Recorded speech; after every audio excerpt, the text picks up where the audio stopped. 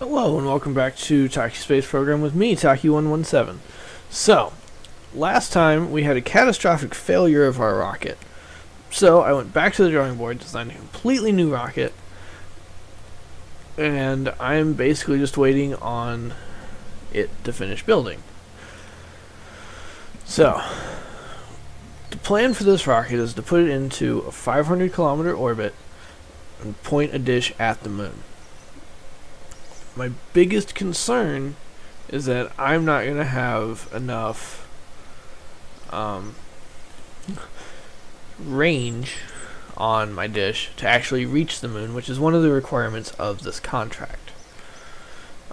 I do have enough science, so while I'm waiting for my rocket to build, I'm going to go in here to the R&D facility, and I'm actually going to get some bigger rockets. Bigger is always better when it comes to rockets, right? No, not really. But you know what? I'm going to start needing bigger rockets here because I'm going to be launching heavier and heavier payloads to more specific orbits. Now, I do have... Oh, I completed my contract. Okay. So that's how that works. So, my communication network successfully deployed, and that contract is now complete. I didn't realize it did that. So, we're going to go ahead and launch our communication satellite.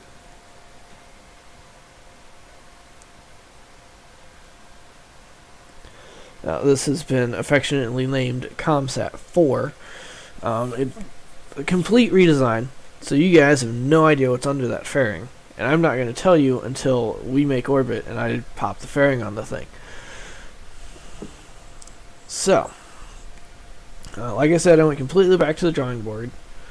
It's got newer, bigger, better engines. As you can see, there's a couple extra buttons down here, but we'll get to that in a minute. And I'm actually going to warp to the next morning so you can see this thing in all its glory. Because while I do like night launches, they are kind of hard to see, at least until I can unlock some lights. Or rather, lights that I like. So here we go, we're going to warp to the next morning. Beautiful sunrise. Go ahead and fly our communication satellite that is sitting happily on the pad. So, you want to take bets on how this is going to go? Honestly, I'm a little nervous. I did run a simulation on this rocket. It flew very well, but anything can happen. So, here we go. As you can see, I've got a bigger, better engine and some new fins here. So launching in 5, 4, 3, 2, 1. There we go. See, much bigger engine, much higher launch thrust to weight ratio. It's probably a little on the high side, but that's okay because, well, this rocket is going farther and faster than previous rockets. Well, maybe not farther, but certainly faster. Which is fine. So, I have these two extra buttons. One is labeled prograde and one is labeled retrograde. And if I click them, it's going to cause my rocket to try and hold prograde or retrograde as it's flying. It's very useful for, certainly for landing. It has the potential to be useful for later in the ascent, and certainly when you're in orbit. And you know, if you have fixed solar panels and you need to face a certain direction for them to work, you can do that. So, pitching farther over probably than I should, but because I have these winglets on the bottom here, I can kind of get away with it. You'll notice as the atmosphere is getting thinner, my rocket is naturally wanting to pitch over. and again, it is also very top heavy and not very aerodynamic, which is another thing that's causing that. But now, here comes the moment of truth. First stage burnout in 2, 1, burnout complete. I should have waited. But the good news is, we are still going up. And we're actually going to reach space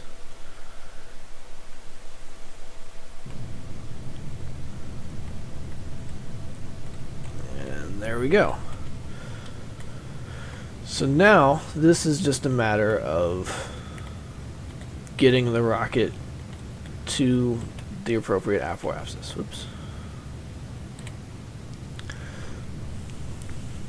So here we go. Flying, flying, la la la la la. Here's the moon back there. Now let's roll this rocket just a little bit. There we go. Now the main reason I roll the rocket is so that my fairing separation looks nice. It's not necessary, it has no impact on flight, anything of that sort. Alright, so we're in space now. I'm going to go ahead and reveal the satellite. There goes the fairing, and there it is. Tucked nice and neat inside the fairing base. So, this probe core is a little lighter. It's a little... it has built-in science experiments. I forgot to fill that tank up all the way. Whoops. Oh, crap. Oh, crap. Oh, crap. And one of my solar panels is broken now. Wonderful. Fortunately, this solar panel does track the sun, so it's not a big deal. What happened there was I accidentally hit the space button instead of the X key to kill my thrust. So, I'm going to activate that satellite. The good news, however, is I didn't actually need my second stage anymore. I'm going to add a maneuver. And again, because this satellite is going to be in a circular orbit just somewhere, it's only going to take me 350 meters a second of delta V to pull that off. So hopefully I can support having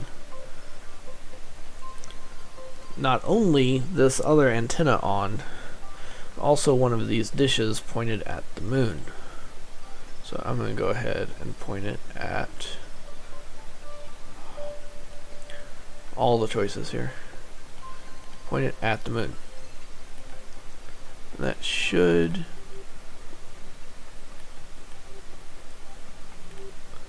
Let's see, I need to activate it. And I need to get into orbit. So while it is currently pointed at the moon, because it is not activated, that contract is not complete. But I want to hold off on activating it until I can get to a stable orbit. So right now I'm holding prograde. Rotate my satellite around here, just so my solar panel can actually get some sunlight, the one solar panel I have left, because of my staging mishap. Fortunately, the engine on my satellite survived. It's only going to take 350 meters a second to bring me into a stable orbit. So we're going to go ahead and warp to that. You can see all my satellites dancing around here, and these lines are actually connection lines. Each one of those represents the connection to either another satellite or a ground station. As you can see, Have one in a couple in Africa that we're connected to several other satellites. And this is important because if they weren't connected, well then I wouldn't be able to control the satellite. But the reason there's so many, and that's good, is because they're omnidirectional antennas. And what that means is that they will make a connection to anything and everything within range. And that's good for a base communication network, so that any satellite I put up, no matter where it is, as long as it is connected to another satellite, will have a connection to the ground. Now, of course, as you can see, some of them are out of electric charge and don't have connections. Why some of them do, it's beyond me. They shouldn't. But you can also see my communication network has kind of become a tad lopsided. And that's fine. You know, I can put more satellites up later. They're cheap. They're efficient. It's not going to take a whole lot. So here we go, approaching our burn. I'm going to go ahead and turn off my stability assist, get lined up with my node, and we're going to begin our burn. Oops. Helps if I turn my engine on. Here we go. It's going to take us a lot longer than I thought it would. But that's okay. I just need to have a periapsis greater than 250 kilometers.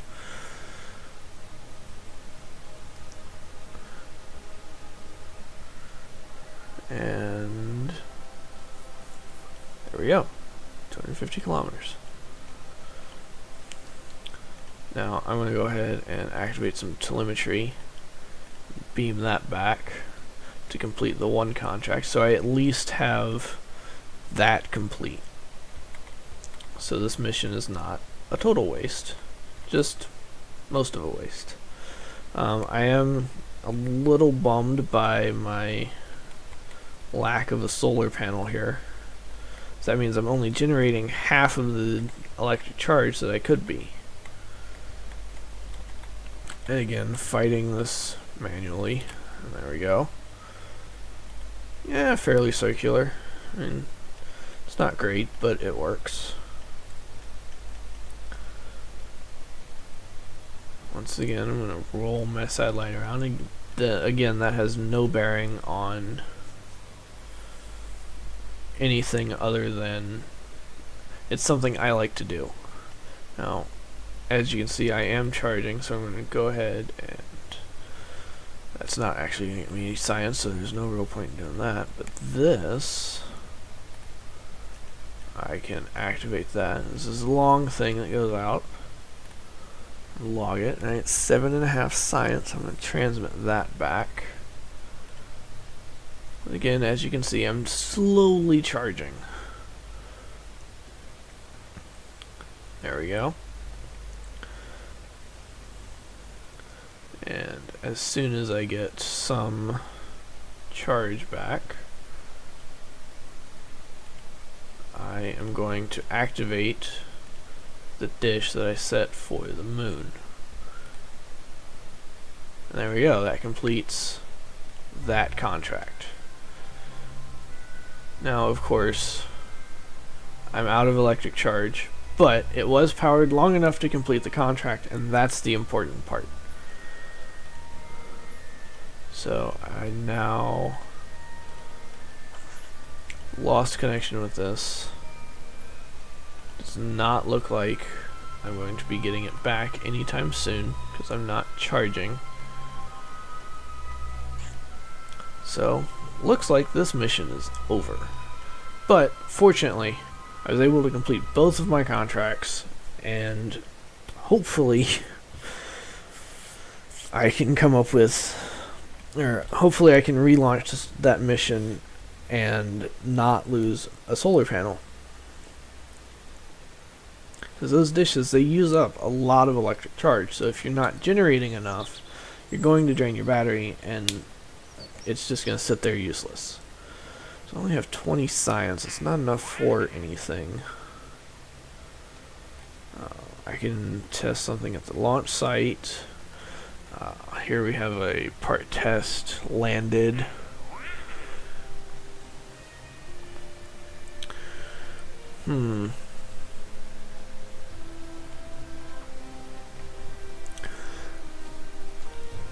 Let's see if I can do a lunar flyby. So, I need a lot of Delta V to get to the moon. It's part of the reason why I wanted to get the bigger rockets. So that I had more fuel, more Delta V, more thrust to weight, more basically of everything, so that I could perform a lunar flyby. So, this rocket obviously is not going to do it. I don't believe my other tech is unlocked yet, but that's okay. I can just warp to completion, it's not a big deal. So let's check on that actually, and see where we are with this. Yeah, so we have another couple hours before that gets done, so we're just going to go ahead and warp to that. And this is mainly so we have bigger parts. There we go. And we did have the 1.25 meter parts, which are the small ones. Now we're going to the big 2.5 meter parts. Hopefully. So, let's see what we've unlocked.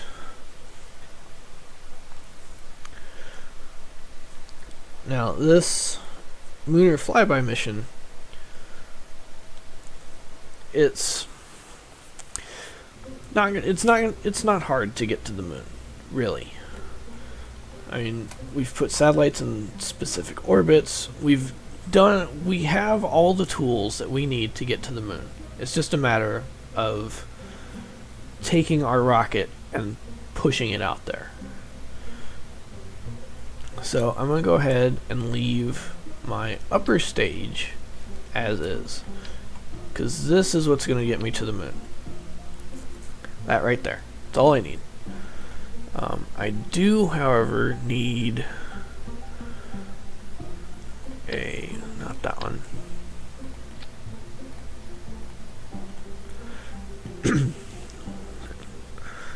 Part like that. So, let's grab some fuel tanks. It's too small. Let's see what we have as far as big tanks go.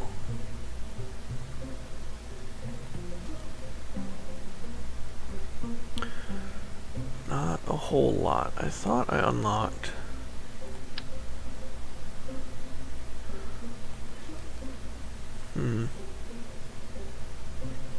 This is certainly not looking good. I might have to go back and see what I've actually unlocked.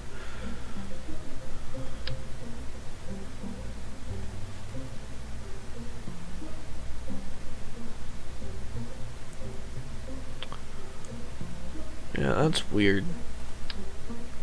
So I have that, which is a 2.5 meter tank. But I don't have any other 2.5 meter tanks. So let's go ahead and see what we've unlocked. It might not have actually unlocked now that I think about it.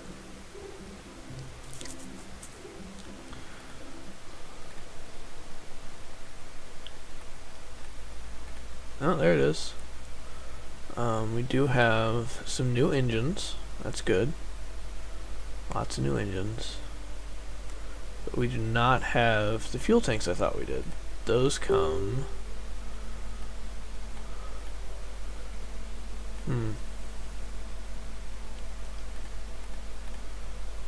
Oh, here are the fuel tanks. So I need more science. Yes, I need lots more science. So I should be able to unlock most, if not all of these, eventually. I mean, I still definitely want to try going to the moon with what I have, but it's going to be infinitely more difficult because I don't have all of these other parts that would be really, really nice. Things like electric bits that I can use, cameras and things. So, while I design my moon rocket, I'll see if I can get enough delta V and play around with the parts that I do have to hopefully perform a lunar flyby. So until next time, I'm Taki117, and remember, it's just rocket science.